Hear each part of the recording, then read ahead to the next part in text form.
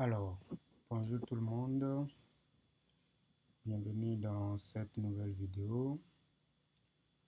Aujourd'hui, nous allons regarder un problème de type bac pour ceux qui vont à l'examen du baccalauréat. Et plus précisément ici, ça concerne les élèves des séries C et E, donc ceux qui font surtout de l'arithmétique, d'accord, pendant le cours. Donc, aujourd'hui, nous allons regarder un problème d'arithmétique. Mais avant de commencer, je voulais vous inviter à vous abonner sur cette chaîne. Ça vous permet d'être au courant des nouvelles vidéos et partager également autour de vous pour aider vos amis qui passent le bac série C ou le bac série E. Alors, dans cet exercice, vous voyez, on nous donne un entier naturel qui est supérieur ou égal à 2. D'accord? Puis la toute première question, on nous demande de justifier que l'entier n et n plus et 2n plus 1 sont premiers entre eux. Donc, avant de répondre à cette question, je dois d'abord me poser une autre question. D'accord? Quand dit-on que deux entiers donnés sont premiers entre eux? D'accord? Donc, si je trouve la réponse à cette question, je peux maintenant commencer à aborder, d'accord, la question qui est posée dans l'exercice. Donc, moi, je peux rappeler ici très rapidement que deux entiers, donc rappel,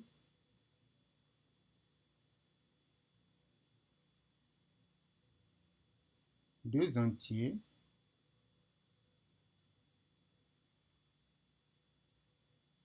A et B sont premiers entre eux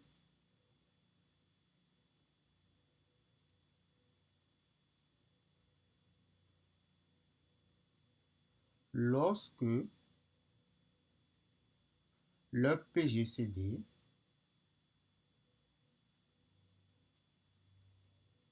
vaut 1. Ça, c'est un rappel.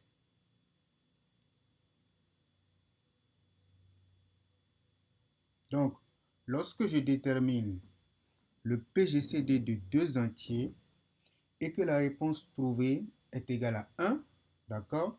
Alors, dans ce cas-là, je peux affirmer que ces deux entiers sont premiers entre eux. Donc, exemple par exemple, lorsque je prends l'entier 2 et l'entier 3 par exemple, vous voyez, si je calcule le PGCD, le plus grand commun diviseur, de ces deux entiers-là, on trouve 1. Donc, une autre façon de le dire, c'est que les deux entiers 2 et puis 3 sont premiers entre eux. Donc, dans cet exercice, on nous donne des entiers, d'accord, qu'on ne connaît pas, c'est-à-dire fonction de n. Là, vous avez un entier qui est fonction de n, l'autre aussi est fonction de n. Puis on nous dit de montrer que les deux sont premiers entre eux. D'accord? Donc, ça, c'est la définition. Il y a une autre manière de justifier que deux entiers donnés sont premiers entre eux.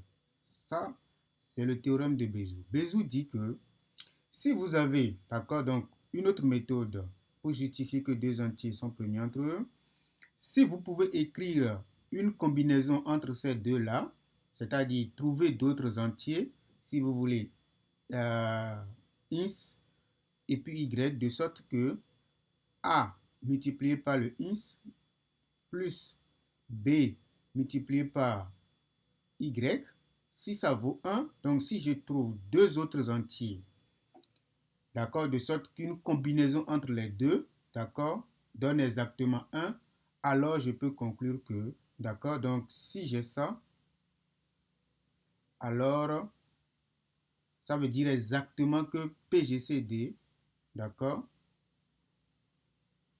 de A et de B, ça va être exactement 1. D'accord? Donc faites attention, si ici ce n'est pas 1, je ne peux pas dire, si par exemple ici vous avez 3 par exemple, ça ne veut pas dire que le PGCD est 3. D'accord? Quand c'est 1, ça veut dire que le PGCD est 1. Dans le cas général, si vous avez M ici, ça veut juste dire que le PGCD de A et B est un diviseur de M. Donc plus tard on verra ça. D'accord? Pour plus de précision. Donc là vous avez, dans cet exercice déjà, vous avez deux méthodes pour justifier que deux entiers donnés sont premiers entre eux. La première méthode, ça c'est la définition. La deuxième méthode, ça c'est le théorème de Bézout qui dit que si je trouve une combinaison entre deux entiers donnés et que la combinaison donne 1, je peux conclure que le PGCD c'est exactement 1.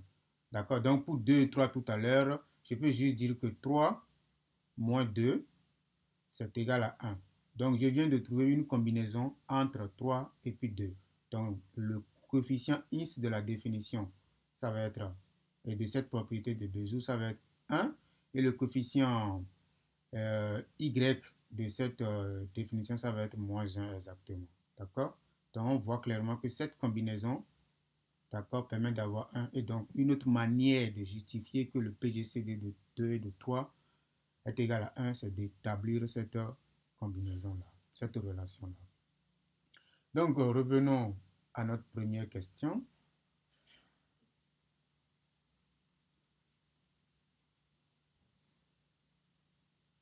Ok, donc vous avez le n et le 2n plus 1, d'accord, qui doivent être premiers. Et comme les deux nombres ne sont pas définis explicitement, donc on ne connaît pas exactement les valeurs de n, donc on peut, d'accord, regarder ce théorème de Bézout.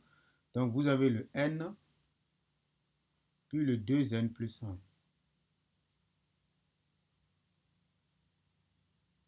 Donc l'objectif, c'est d'établir une relation entre ces deux-là, c'est-à-dire multiplier le n par un entier, multiplier le 2n plus 1 également par un entier donné, puis la somme, d'accord, va valoir 1 exactement. Mais ici, vous pouvez remarquer que vous avez ici 2n, puis ici, vous avez le n. Donc, nous voulons que dans cette expression, d'accord, que disparaisse quoi? L'entier n. Donc, je dois commencer par multiplier, par exemple, ceci par 2. D'accord? Je prends un coefficient qui est 2. Donc, quand je fais la somme, je constate que les n ne disparaissent pas. Donc, qu'est-ce que je fais? Je vais utiliser plutôt moins 2. Donc, quand j'utilise comme coefficient moins 2, je constate que cette opération-là donne exactement le 1. D'accord? Donc, ça veut dire exactement, d'après Bézout, d'accord? Donc, donc ceci est un entier, bien entendu. Et puis le deuxième entier ici, c'est 1. D'accord? Donc, cette relation-là, c'est la relation de Bézout. Et donc, ça permet de conclure que PGCD de n et de 2n plus 1, d'accord, c'est exactement 1. D'accord? Donc, ça, c'est le théorème de Bézout. Donc, la première question, c'est que n et 2n plus 1 sont premiers entre eux.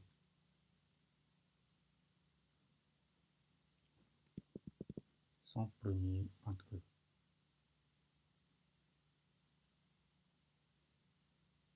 Voilà, ça c'est la première question. Donc là, je vous montre deux méthodes. Première méthode, vous pouvez calculer directement le PGCD. Si vous voyez que l'expression n'est pas directe, vous n'arrivez pas à utiliser la définition pour montrer que le PGCD donne 1. Vous pouvez maintenant chercher à utiliser le théorème de Bézout qui dit que dès que j'ai une combinaison linéaire entre A et B qui donne 1, d'accord, les coefficients de la combinaison doivent être des entiers. Si ça donne 1, le PGD aussi est égal à 1. Donc, cette première question, d'accord, on vient de la résoudre. La deuxième question, là, on nous pose A égale n plus 3, B égale 2n plus 1, et puis D égale PGCD de A et puis le B. Donc, la question ici, dans le A, on nous dit de calculer 2A moins B, d'accord, 2A moins B, puis de déduire les valeurs, d'accord, du du PGCD en fait. Donc, allons-y. La question 2. Puis c'est le A. Donc ici le A, c'est n plus 3. B, c'est 2n plus 1. Puis le D, c'est PGCD de A et puis B. Donc, première question, ça on nous dit juste de calculer 2A moins B. Donc ça c'est juste un calcul, je calcule. Donc ça fait 2, n'oubliez pas les parenthèses, 2 fois A, ça fait n plus 3, ça c'est le A, moins le B. D'accord? Donc, pardon, je vais remplacer le B par sa valeur. Donc, le B ici, c'est exactement... N'oubliez pas également les parenthèses, donc ça fait 2n plus 1. D'accord? Donc, je calcule. Donc, ça va être 2n. Ça, avec ça va être 6. Donc, maintenant, je développe de ce côté également. Ça fait moins 2n, moins 1. D'accord? Donc, ici, d'accord, on ne va pas barrer sur notre copie d'examen, mais ici, c'est pour expliquer juste. D'accord? Les 2n vont se simplifier. Donc, quand je calcule ça, j'obtiens 6 moins 1. D'accord? 6 moins 1, ça fait 5. Ça, c'est 2n, 2a moins b. D'accord? Donc, ça, c'est exactement la relation demandée. Mais n'oubliez pas, ça ressemble un tout petit peu aussi à Bézout. D'accord? Ça ressemble aussi à la relation là, mais seulement qu'il n'y a pas le 1. Nous n'avons pas le 1 ici, nous avons le 5. Et je vous ai dit tout à l'heure que ça ne signifie pas que PGCD de A et B est égal à 5. Mais ça signifie que le PGCD de A et B est un diviseur de 5. D'accord? Donc il faut garder ça à l'esprit. C'est comme ça qu'on applique un peu le théorème de Bézout. Donc, on nous demande maintenant, toujours dans la question numéro, la question 2A, on nous dit de donner, d'accord, les valeurs possibles de D. Le D, c'est le PGCD, d'accord? Donc, valeur possible de D. Le D, n'oubliez pas dans cet exercice, le D, d'accord, c'est le PGCD. Donc, comme tout à l'heure, le PGCD, d'accord, D, c'est le PGCD. Donc, par définition, le PGCD, c'est le plus grand commun diviseur de grand A et puis de grand B. Par définition, c'est un nombre positif. D'accord? C'est un nombre positif. Donc, la deuxième chose, nous avons la relation 2A moins B, d'accord, qui est égale à 5. À partir de cette relation-là, d'accord, on peut commencer par dire que le PGCD de A et B, d'accord, est un diviseur de 5. D'accord, à cause de cette relation-là, est un diviseur de 5. D'accord, donc divise 5. Divise 5. D'accord, c'est-à-dire que notre petit d, qui représente le PGCD, d'accord, donc notre petit d pour le moment divise 5. Ça, c'est une notation pour dire simplement que d divise 5. D'accord? Mais d est un nombre positif et divise 5. Mais quels sont les diviseurs positifs de 5? 5 étant un nombre premier, d'accord, il n'a que deux diviseurs positifs. D'accord? Donc, ceci voudra dire que D appartient à l'ensemble 1 et puis 5. Justement, 5 est un nombre premier, il n'a que deux diviseurs positifs. D'accord? Donc, comme D est l'un des diviseurs, d'accord, D va appartenir à l'ensemble de tous les diviseurs positifs de 5. Donc, nous avons seulement deux diviseurs positifs de 5, nous avons 1 et nous avons le 5.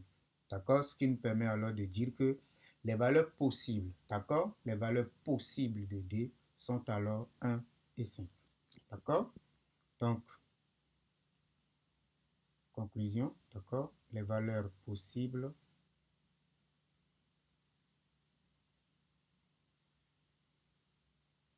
de notre PGCD de D, d'accord, sont 1 et 5. D'accord? Donc, soit le PGCD de A et B donne 1, soit le PGCD de A et B est égal à 5. Donc, très important.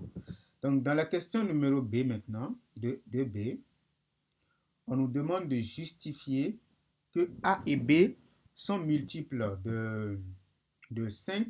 D'accord? Donc, je vais vous montrer un peu la question. D'accord? Là, on nous demande de montrer que, ça c'est le B, on nous demande de montrer que A et B sont multiples de 5 si et seulement si, d'accord? Si et seulement si n-2, d'accord, est multiple de 5. D'accord? Là, vous avez le si et seulement si, c'est ce qui doit d'abord attirer votre attention. Pour démontrer le si et seulement si, la méthode la plus simple, d'accord, c'est de faire double implication. Vous faites d'abord la première implication, donc nous allons commencer par supposer que A et B sont multiples de 5, d'accord, et nous allons montrer que nécessairement n-2, d'accord, est un multiple de 5. D'accord? Puis après la deuxième implication, nous allons supposer que n-2 est un multiple de 5 et aboutir, d'accord, à la conclusion que A et B aussi sont des multiples de 5. D'accord? Sans doute, vous pouvez faire l'équivalence directement, mais si vous voyez que ce n'est pas très facile pour vous, il faut faire deux implications, d'accord, pour éviter des ennuis. Donc, allons-y. Nous allons commencer à supposer, d'accord? Donc, supposons, ça c'est la première implication, l'implication directe. D'accord? Nous allons supposer que A et B sont des multiples de 5. Sont des multiples de 5. D'accord? Regardez correctement le A, puis regardez le B. D'accord? Ça, c'est le A. Le A, c'est égal à n plus 3, puis le B, c'est 2n plus 1. D'accord? Donc, on sait maintenant, avec notre supposition que A et B sont déjà des multiples de 5, on veut montrer que n-2 est un multiple de 5. Mais il faut que je forme n-2 à partir de A et B. Mais regardez bien A et B. Si je fais quoi? Qu'est-ce que je peux faire pour trouver le n-2? D'accord? Sans doute, il suffit de faire ceci. Parce que j'ai 2n ici, puis j'ai n ici. Pour avoir un n dans cette opération, il suffit de faire le B, ce B-là. D'accord? Donc les 2n moins ce n, d'accord, vont nous permettre d'avoir n comme réponse finale. D'accord? Et puis le 1 qui est ici, moins 3, ça me donne exactement, d'accord, le moins 2. Donc, allons-y. Donc, nous allons faire la différence de B avec A. Donc, B moins A, ça va être quoi? B moins A, ça va être exactement 2n plus 1 moins, entre parenthèses, n plus 3. Donc ça, 2n moins n, ça fait n. 1 moins 3, ça fait 2. Donc en réalité, d'accord, b moins a n'est rien d'autre que n moins 2. Mais comme b est un multiple de 5, a aussi est un multiple de 5, la différence est aussi un multiple de 5. D'accord, ça c'est une propriété. D'accord, donc je peux rappeler également la propriété ici. Donc ici, si vous avez rappel,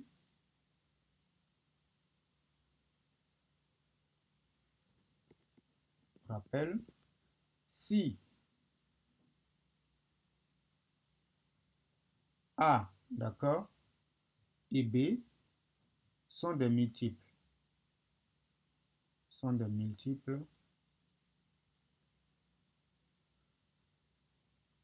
d'un entier C, d'accord, alors toute combinaison linéaire,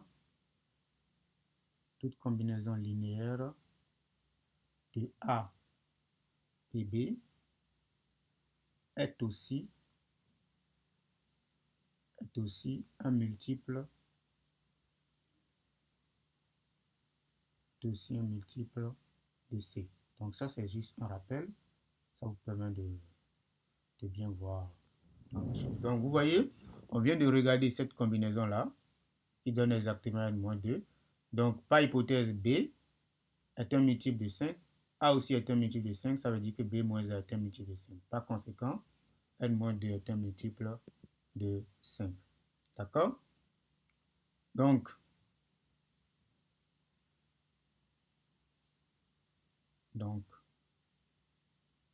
B moins A est un multiple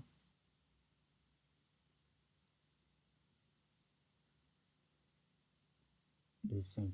Car A et B le sont. C'est bon? Donc ça implique exactement que n-2, parce que n-2 n'est rien d'autre que B moins A. Donc n-2 est exactement un multiple de 5. Un multiple de 5. Voilà. Donc on vient de prouver notre implication, la première implication. La deuxième implication, qu'est-ce que nous allons faire? C'est l'implication réciproque, ceci. D'accord? Ça consiste à supposer maintenant que n-2, d'accord? Supposons que n-2 est un multiple.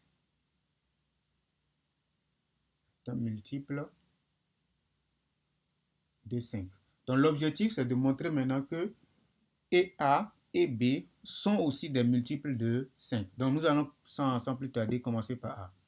A par définition, c'est égal à n plus 3. Donc je veux montrer que ceci est un multiple de 5, sachant que n-2 est déjà un multiple de 5. Donc qu'est-ce que je vais faire? Très naïvement, je vais juste chercher à écrire le A en fonction de n-2. C'est tout ce que je peux faire. D'accord? Donc j'ai déjà le n ici. D'accord? Puis j'ai le plus 3. Donc je vais essayer d'écrire ceci en fonction de n-2. Donc je retranche juste les 2. Puis j'ajoute 2. Là, j'ai ajouté 0, ça veut dire que je n'ai pas modifié l'expression. D'accord? Mais ceci, c'est exactement le n-2. D'accord? Donc ça, j'ai n-2. D'accord? Plus maintenant, 2 plus 3, ça fait 5. D'accord? Mais ceci, par hypothèse, c'est quoi pour nous? C'est un multiple de 5. Ça, c'est un multiple de 5 parce que 5 est un multiple de lui-même.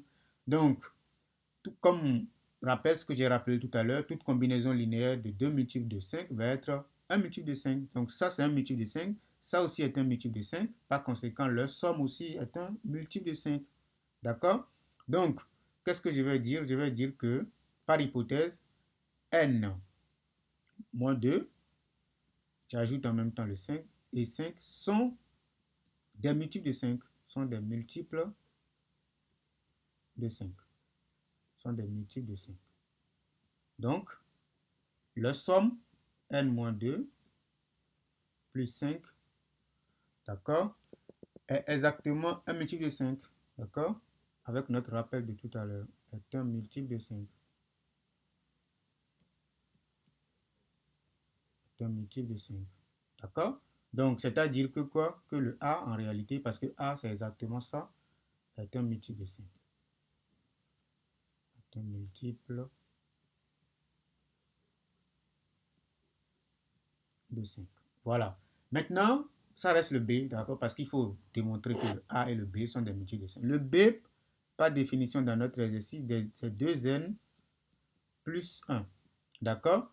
Donc, je fais la même chose. Comme je cherche une combinaison, donc je remplace le n. D'accord? Ça, c'est le n.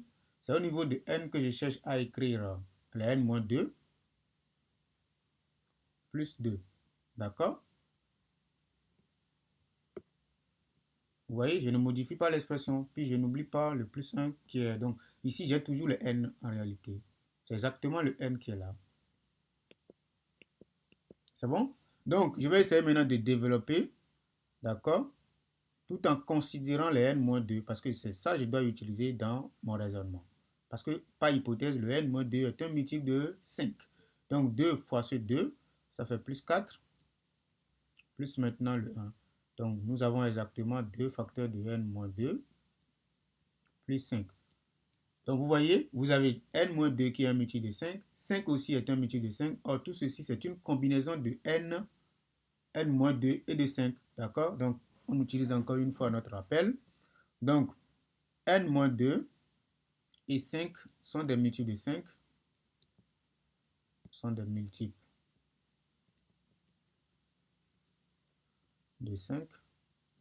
Alors, cette combinaison, d'accord, de facteur de n moins 2 plus 5 est aussi un multiple de 5. Parce que c'est juste la combinaison, c'est juste une combinaison linéaire. Est aussi un multiple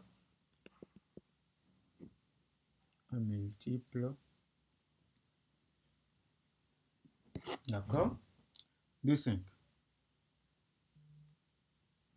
D'accord? Donc, qu'est-ce que je peux faire maintenant? Ça veut dire exactement que c'est le B en fait, parce que tout ceci c'est le B qui est un multiple de 5. C'est un multiple de 5. D'accord? Donc, on vient de finir notre deuxième implication. N'oubliez pas de conclure, c'est important. N'oubliez pas de conclure. Donc, conclusion, d'accord? Je copie juste ce qui est demandé. Conclusion, A et B, d'accord, sont multiples. Donc, A et B sont multiples de 5 si et seulement si n-2 est aussi un multiple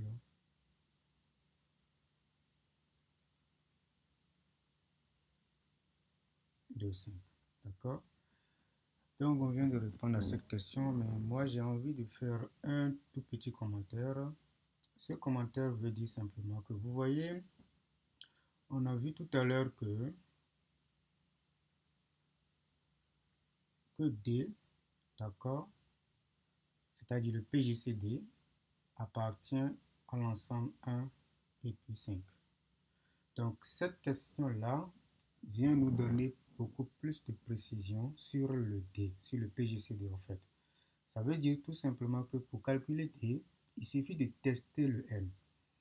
Donc, si n-2 est multiple de 5, ça voudra dire que A et B, d'accord, sont des multiples de 5. C'est-à-dire que 5 est un diviseur commun à A et à B. Et donc, comme le plus grand commun diviseur est entre 1 ou 5, ça veut dire que si A et B sont des multiples de 5, automatiquement, le PGCD va être 5. Sinon, le PGCD va être 1. Donc, on peut calculer D. D'accord, D va être 1 si et seulement si, d'accord, si et seulement si, d'accord, n moins 2, d'accord, n'est pas multiple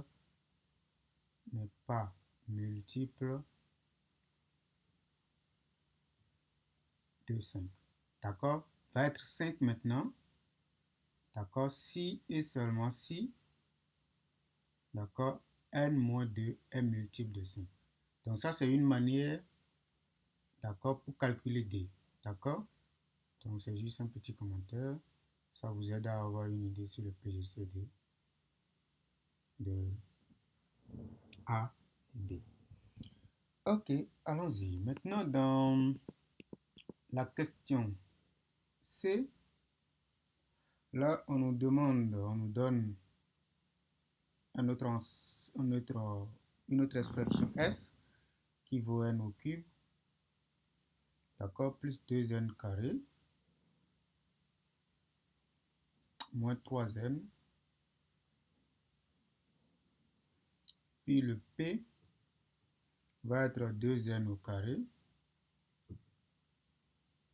moins n moins 1. Donc, question, on nous dit de prouver que S et P sont divisibles par n moins 1. Donc, montrons que S et P sont divisibles sont divisibles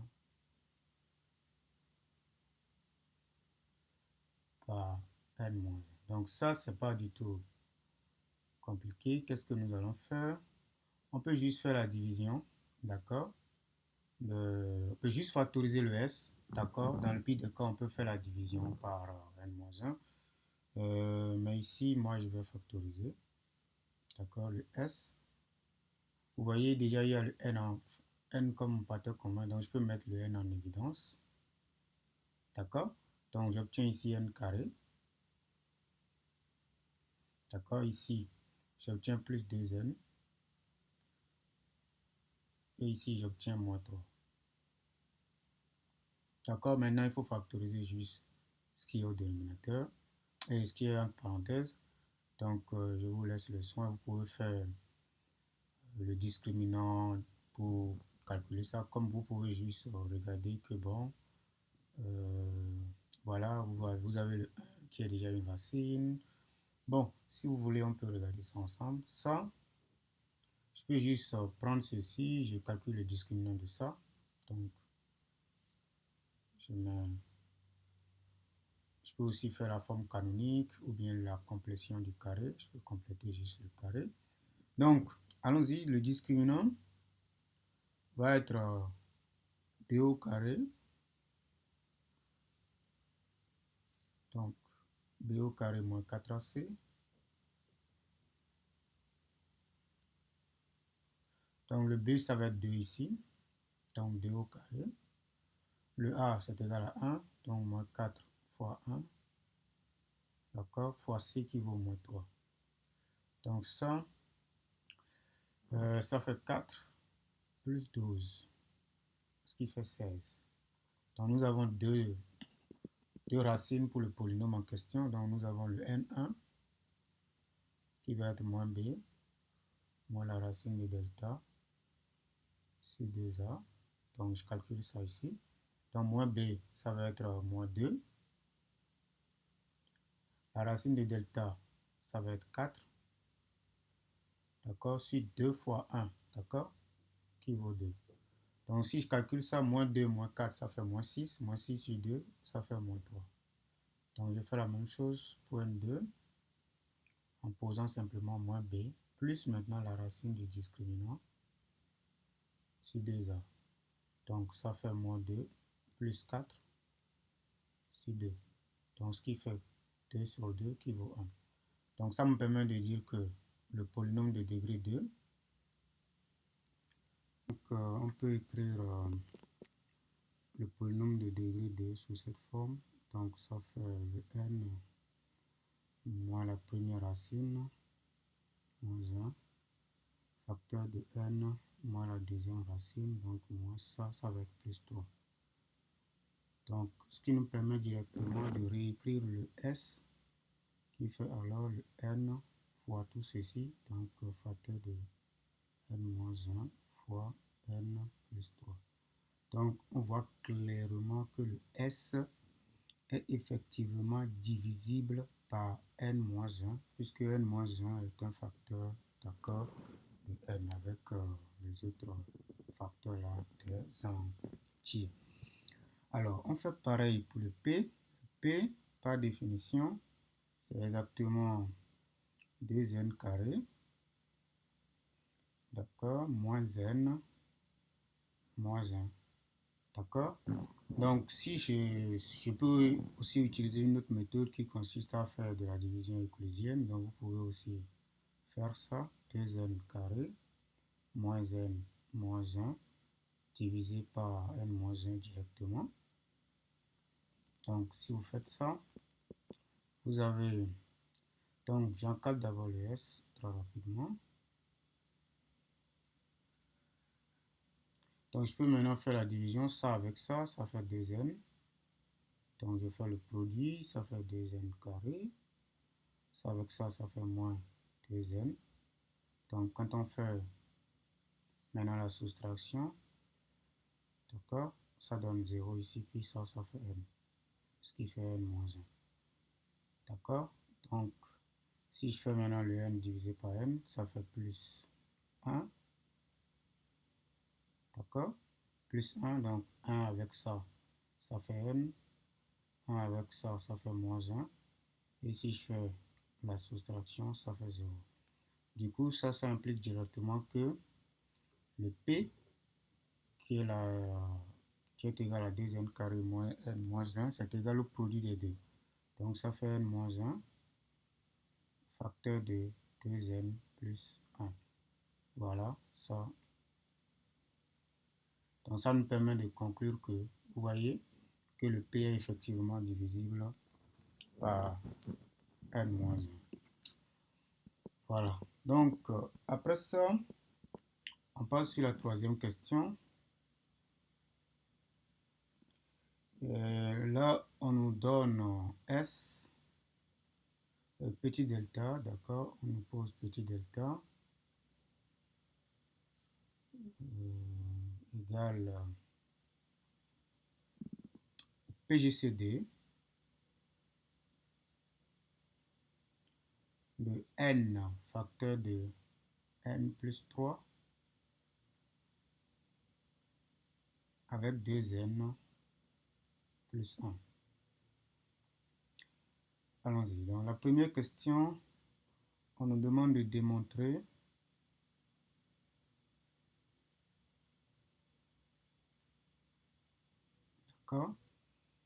que le D de départ divise petit delta.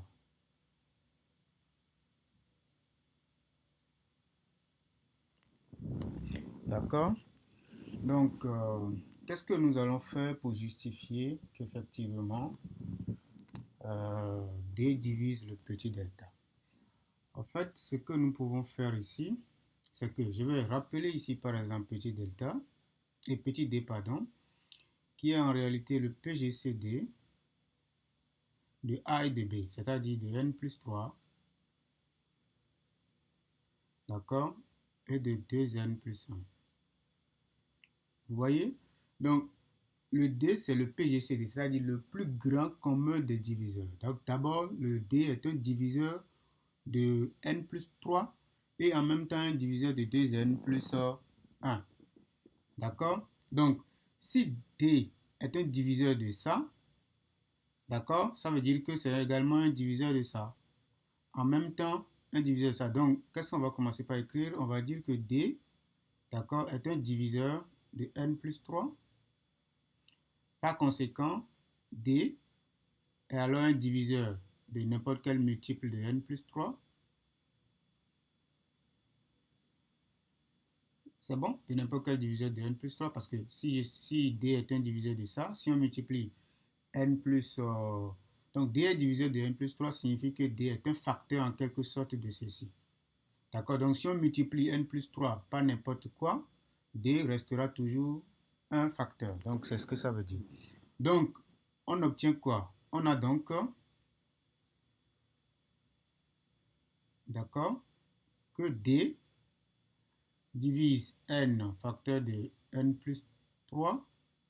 En même temps, D est un diviseur de 2n plus 1. Donc, je rappelle encore une fois une autre propriété. Si vous avez A qui divise B et en même temps le même A qui divise C, il faut savoir que le A doit être un diviseur de leur PGCD, de leur plus grand commun diviseur. D'accord? A est un diviseur de B et C. Ça, c'est un rappel également. Donc, avec ça, qu'est-ce que je peux faire? Je vais conclure que, à partir de ceci, je peux conclure que D est un diviseur, d'accord, du PGCD de n facteur de n plus 3, d'accord, avec 2n plus 1. D'accord? Donc, ceci veut dire exactement que D est un diviseur de petit delta. C'est ce qu'on veut prouver. D'accord? Donc, le B, là, on nous demande de justifier que,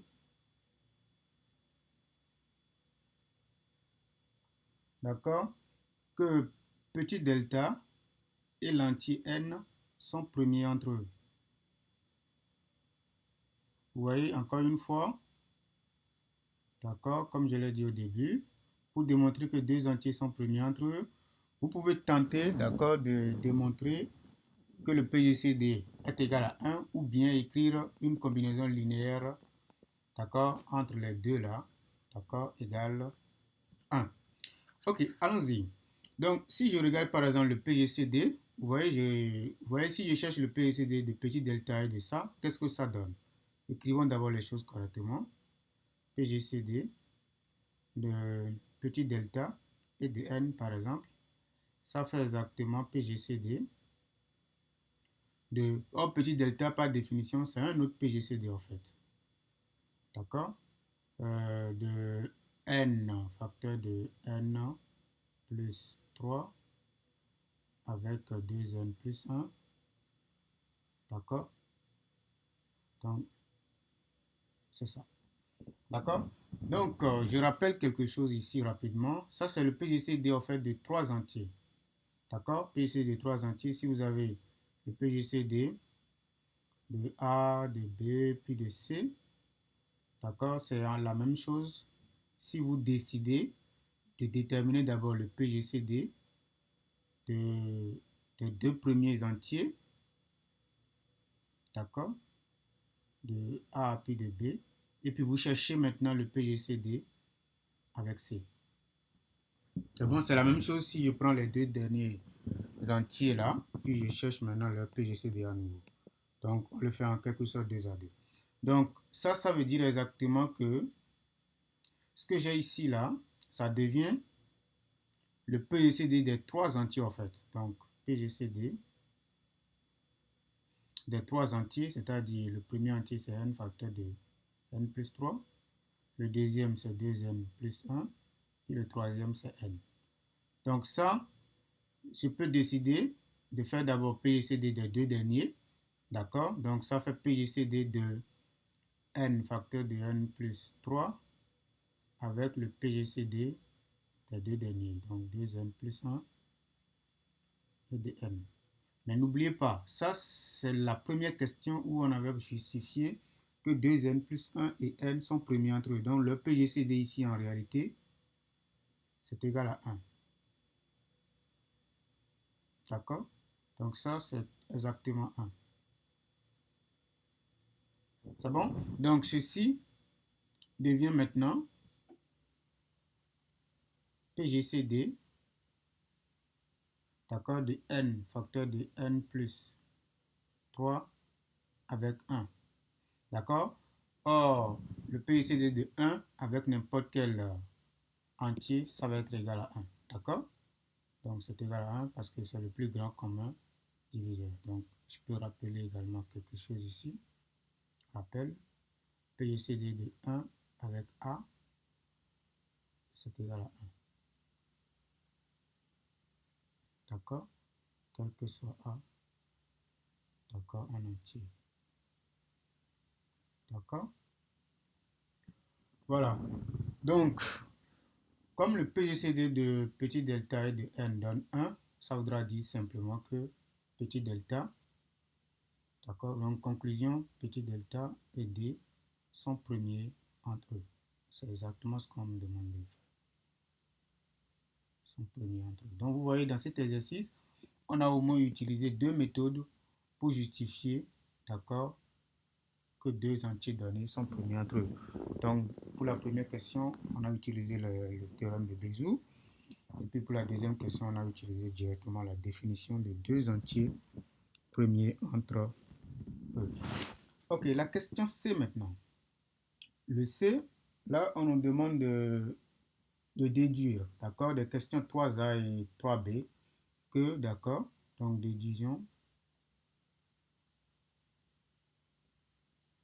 que petit delta en réalité, c'est la même chose que D. Vous voyez? Donc, ce que nous allons faire ici, nous allons utiliser rapidement le premier. De la question 3A, 3.A, d'accord? Qu'est-ce qu'on a? On n'a que D qui divise petit delta. D'accord? Mais si D divise petit delta, comme les deux sont positifs, ça voudra dire que D est en quelque sorte le plus petit. Donc inférieur ou égal. D'accord, parce qu'un diviseur, d'accord, si vous avez deux entiers qui sont positifs, le diviseur est forcément inférieur ou égal, d'accord, à l'autre. D'accord, donc ça fait le 1. D'accord, donc ça, c'est ce qu'on peut tirer, d'accord, de la question 3A. Donc si je montre maintenant que petit delta aussi est inférieur ou égal à petit d, alors là, je peux conclure qu'il y a égalité. D'accord, si vous avez A qui est inférieur ou égal, donc si vous avez A qui est inférieur ou égal à B, et en même temps B qui est inférieur ou égal à A, alors vous pouvez conclure que A est égal à B.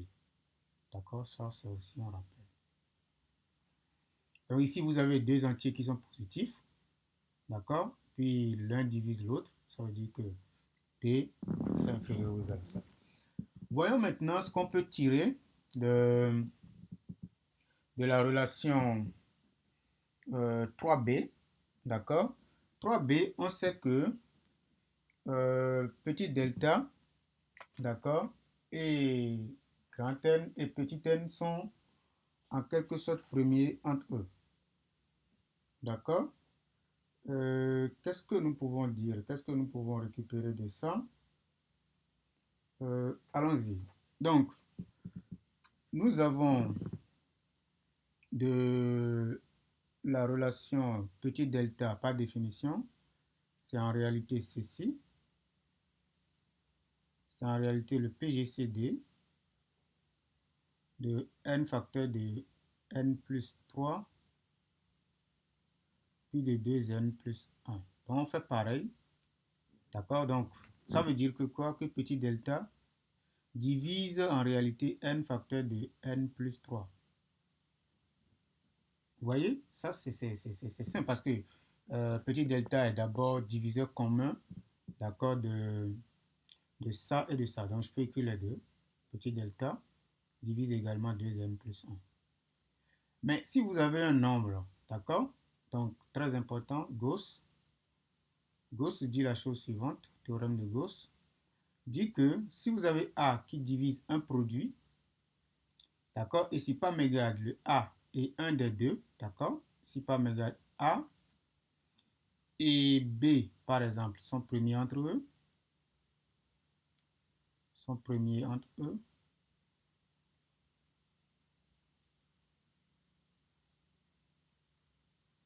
alors vous pouvez conclure que A en réalité divise seulement le C. D'accord? D'accord, donc il faut faire attention. Si A divise le produit, ça ne veut pas dire que A divise forcément un truc là. Mais si vous avez forcément B, mais si vous avez A et l'un, par exemple A et B, qui sont premiers entre eux nécessairement, d'accord, c'est que le A, d'accord, divise le C. Donc il faut faire très attention pour l'utilisation de ce théorème-là. Donc, allons-y. Donc, de cette relation-là, vous voyez le petit delta qui divise n facteur de n plus 3. Mais puisque petit delta et n sont premiers entre eux, d'accord, puisque ça, c'est ce qu'on peut récupérer de la question 3b. Puisque petit delta et petit n sont premiers entre eux,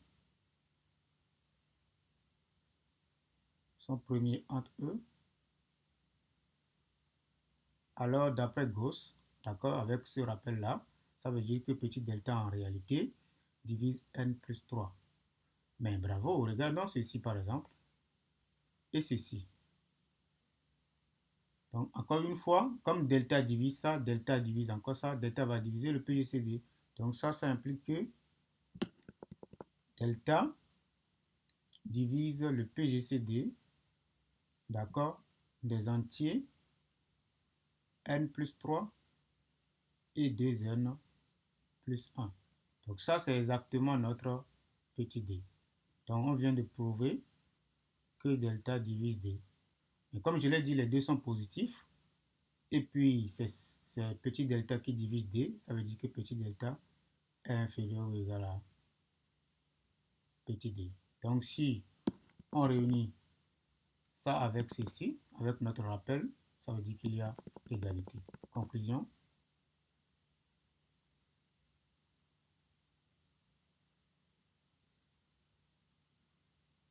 D'accord? Delta égale D. La question D maintenant, on nous dit de trouver, d'accord, le PGCD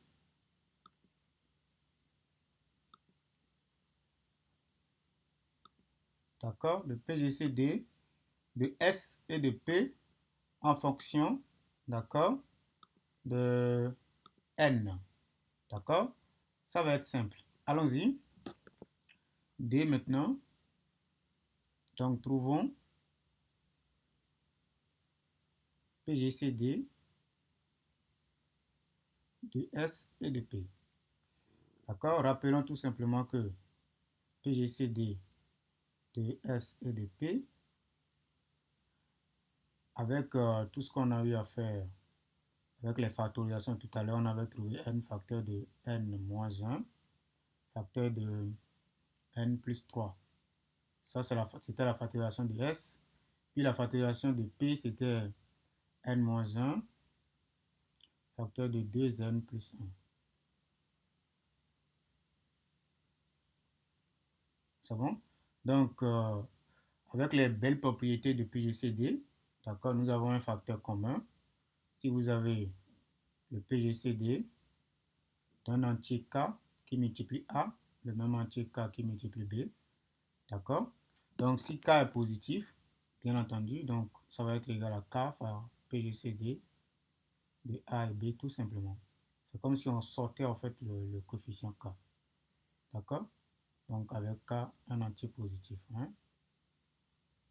K, un entier positif. D'accord? Donc, allons-y. Donc, on peut faire la même chose pour notre n-1 qui représente un facteur commun. D'accord? Mais il est bien positif parce qu'au début, dans l'hypothèse, le n est supérieur ou égal à 2. Donc, n-1 est bien positif. Du coup, le PGCD, d'accord, de S et P devient exactement n-1, d'accord, fois le PGCD, d'accord, de n facteur de n plus 3, d'accord, fois 2n plus 1. Mais ceci, c'est quoi? C'est petit delta. D'accord? Donc, ça fait n-1 fois le petit delta. Mais on a démontré précédemment que petit delta, c'est en même temps d. Donc, ça fait n-1 fois le d. Vous voyez? Donc, comme commentaire, j'avais fait un commentaire au début que d donne 1 si n-2, d'accord, n'est pas un multiple de 5.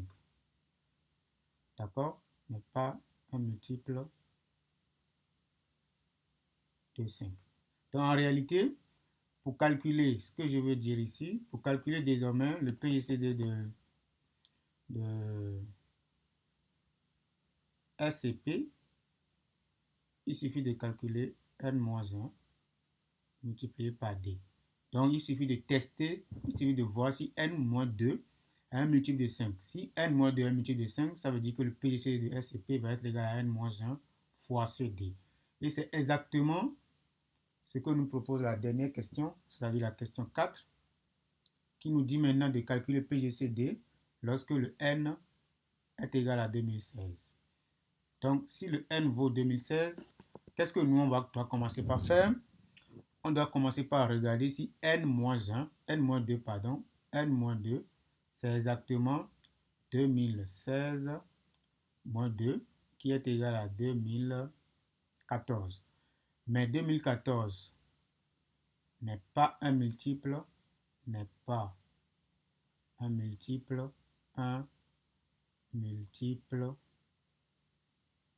de 5.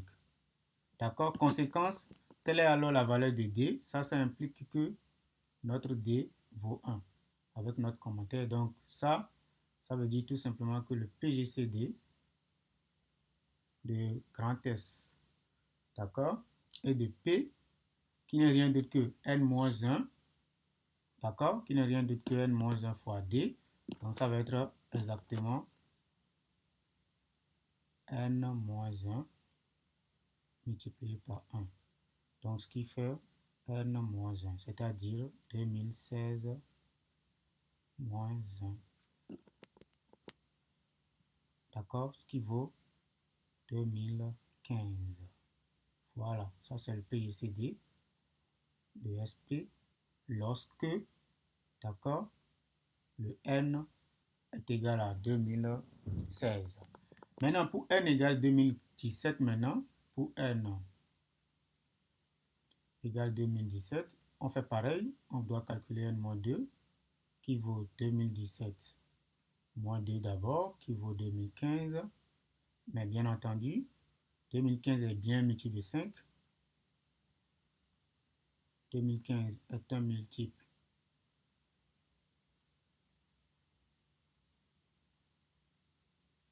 de 5.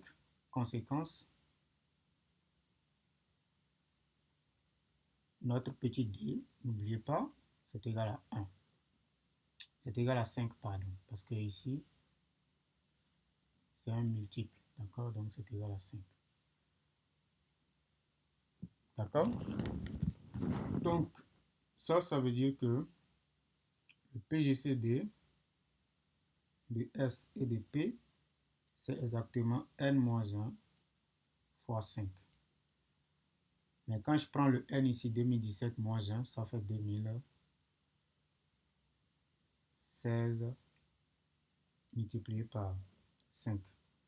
Mais lorsqu'on prend 2016 multiplié par 5, ça donne exactement, d'accord? Donc si je prends 2016 multiplié par 5, ça fait 10 000, d'accord?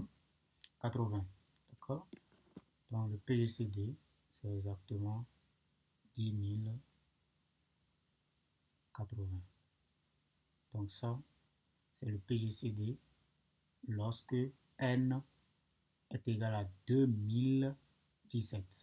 Vous pouvez vous-même vous amuser en regardant n égale à 2080, n égale à 2023, n égale à 2024, ainsi de suite. Vous pouvez tester d'autres valeurs, ainsi de suite.